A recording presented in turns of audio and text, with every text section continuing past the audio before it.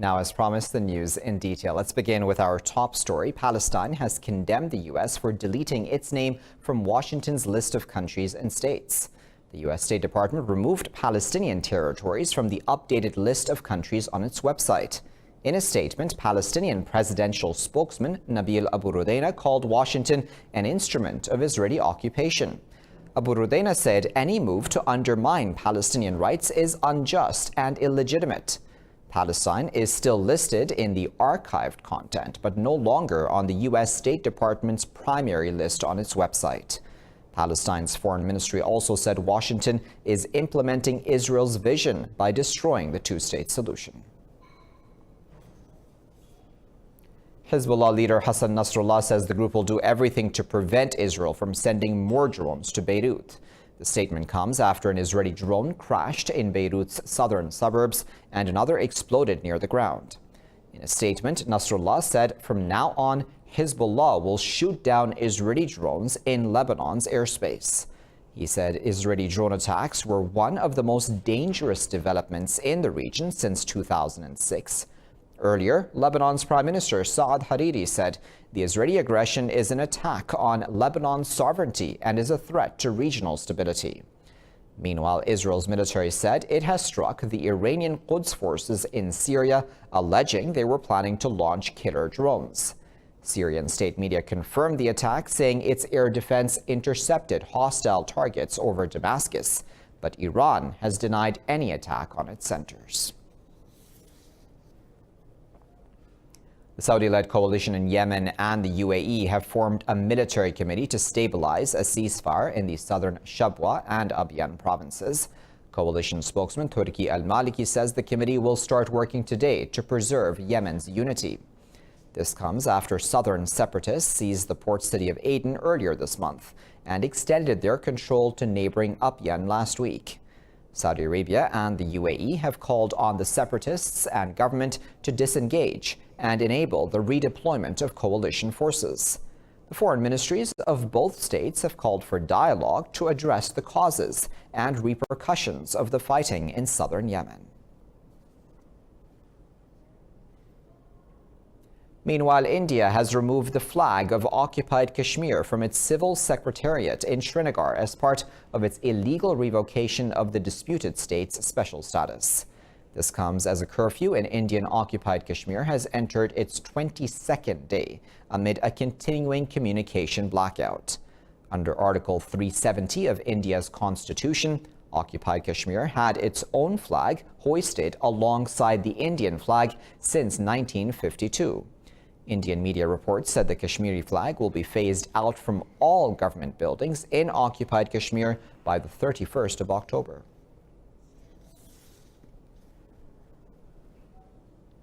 Now, a split has emerged in Indian media after the National Press Council expressed support for the government's gag on journalists in Occupied Kashmir.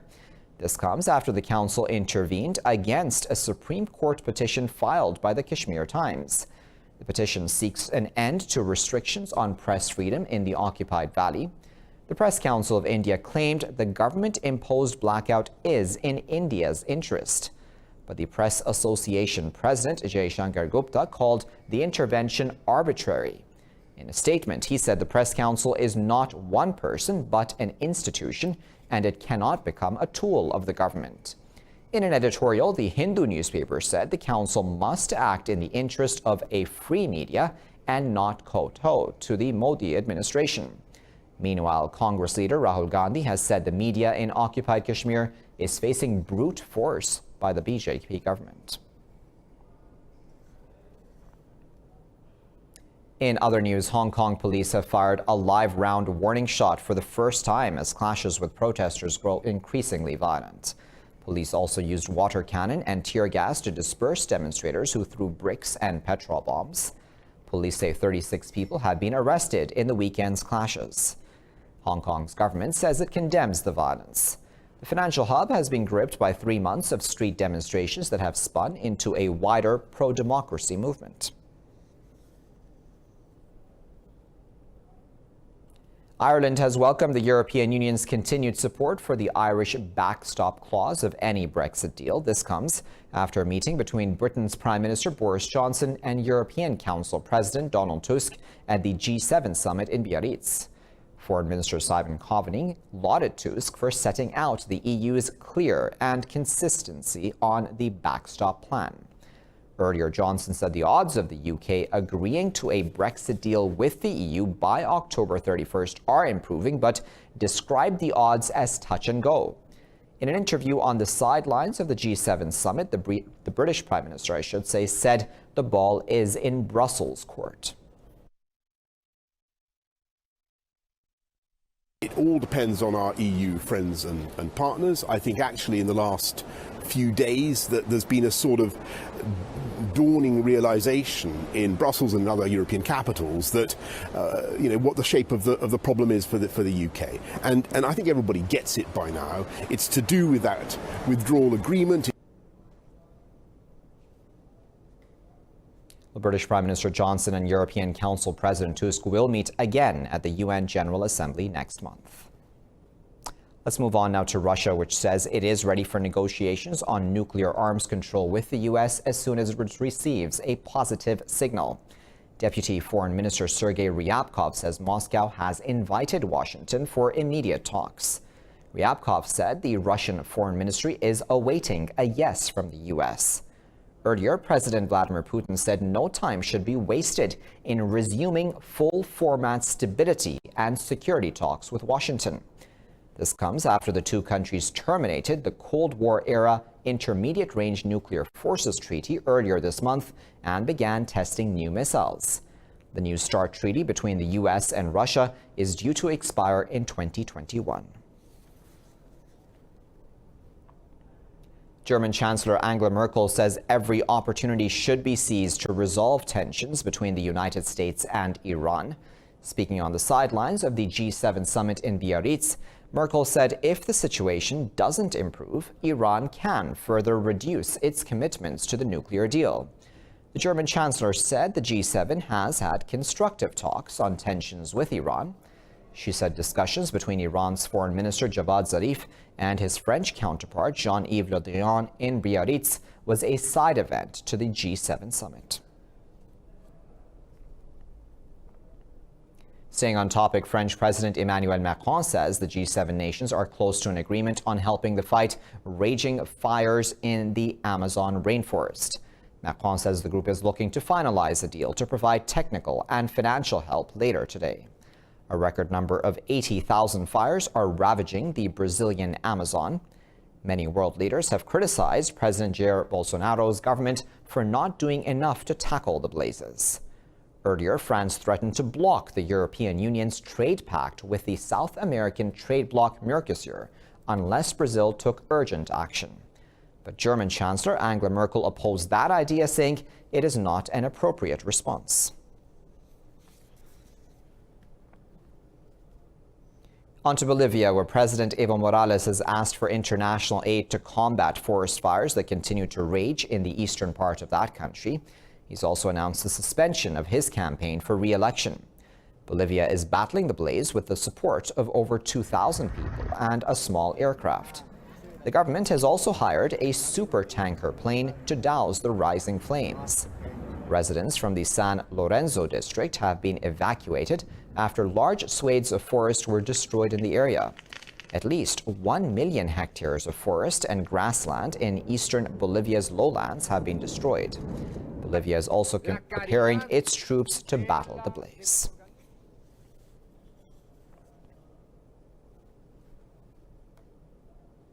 And coming up next in this news bulletin,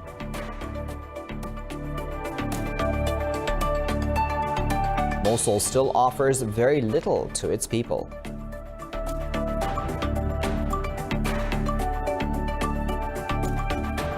And a movable seaside resort in the Ivory Coast offers a unique experience.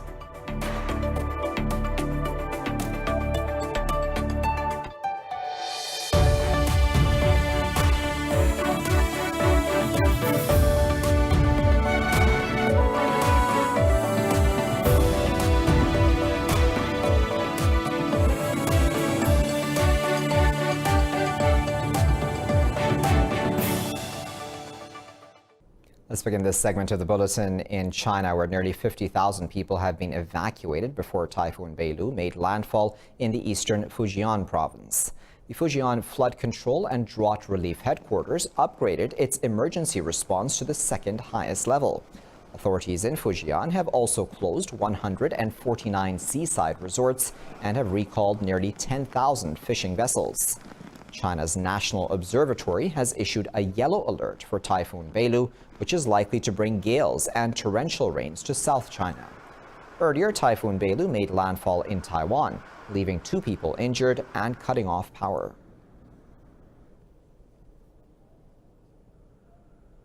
Australia says it will block access to internet domains hosting terrorist material during crisis situations. It will also force digital platforms to improve the safety of their services. Canberra and Wellington have increased scrutiny of websites and social media companies after the Christchurch massacre earlier this year. The Christchurch attack was live-streamed by gunman Brenton Tarrant on Facebook. The Australian government says it will set up a framework to block domains hosting such material. Tech giants, including Facebook, Google, and Twitter, are expected to brief the government on violent material by the end of September. And we're also determined to ensure that terrorists and those advocating and supporting extreme violence are not able to use the internet to publicise or win support for their causes. The Australian government is also working with the industry to make arrangements to quickly block internet access during a terrorist attack. On to Iraq now, where even though Mosul was freed from ISIS control more than 2 years ago, the city still offers very little for its people. The UN's migration organization has reported reverse migration trends as 30,000 displaced people prefer to live in camps where they can access basic facilities. For details, watch this report. Her tent is bare, she's unemployed, and her family relies on food donations. But Nihaya Issa was forced to pick this destitute Iraqi camp over the unlivable ruins of her native Mosul. The northern Iraqi city was freed from the grip of Islamic State group jihadists more than 2 years ago, but tens of thousands of Mosul residents who fled to sprawling displacement camps have yet to move back home. When I went back, I didn't find my house. It was destroyed. I also couldn't rent a house because I couldn't afford it. Across Iraq, more than 1.6 million people remain displaced. Among them, nearly 300,000 from Mosul alone. Many of the displacement camps have developed into fully fledged tent cities. Mosul's migration office says up to 25 families are leaving their destroyed homes every day to return to displacement camps looking for better services. Since the beginning of the operations to liberate Nineveh province, more than 14 displacement camps were set up across the governorate. More than 34,000 families of displaced people are currently staying there. For more than 1.5 years now, we've been seeing reverse migration every day. The International Organization for Migration says nearly 30,000 returnees in Mosul are living in vulnerable conditions. The eastern side of the city suffered less damage, but across the Tigris River in Mosul's old city, mountains of rubble still seal off many streets. We had to come back to this area, despite the fact that it is uninhabitable, but we are forced to. Renting is expensive in the eastern side, and we don't have the money. For now, for the city's most desperate families, these ruins will have to do. Now, everyone would love to spend a few days relaxing at a secluded island resort, but what if you replace the sand and stone with plastic bottles? That's exactly the experience a movable seaside resort in the Ivory Coast offers. Refreshing drinks, tasty meals, and a dip in the water are all a standard part of a beachside resort experience. What makes this resort in the Ivory Coast different is that it's man-made, floating on plastic bottles.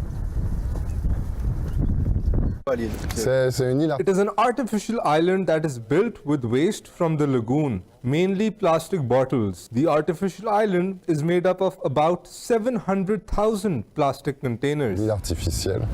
The floating island has quickly become one of the biggest tourist attractions in Abidjan, the Ivory Coast's financial hub. 700,000 buoyant plastic bottles were used in its construction, along with other recycled debris.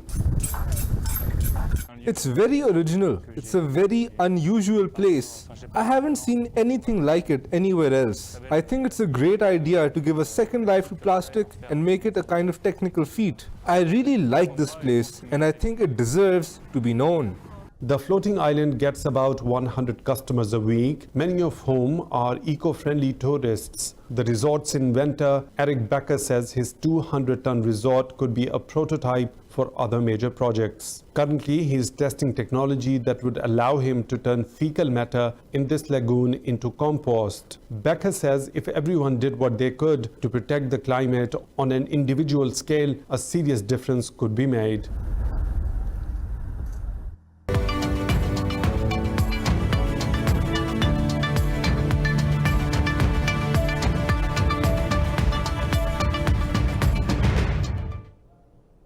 Asian stocks have plummeted in their first trading session since Friday's escalation of the trade war between the U.S. and China. Oil prices have continued to slide as investors flee to the safety of the bond and precious metal markets. The Hang Seng Index is leading losses, down nearly 3% after violent clashes in Hong Kong. The Shanghai Composite is trading more than 1% down as the yuan slid to an 11-year low in onshore trading. The Nikkei 225 index has lost more than 2% despite the announcement that Japan and the U.S. have agreed in principle on a trade agreement. The Kospi in Seoul has also dipped 1.5%. International oil prices continue to fall, down another 1% on fears that the U.S.-China trade war will hit demand. Unnerved investors are buying sovereign long-term bonds, bringing down yields.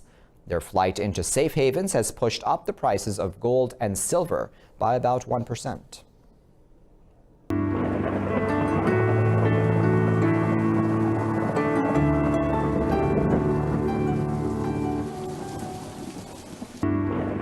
Time now to find out what the weather is like around the world.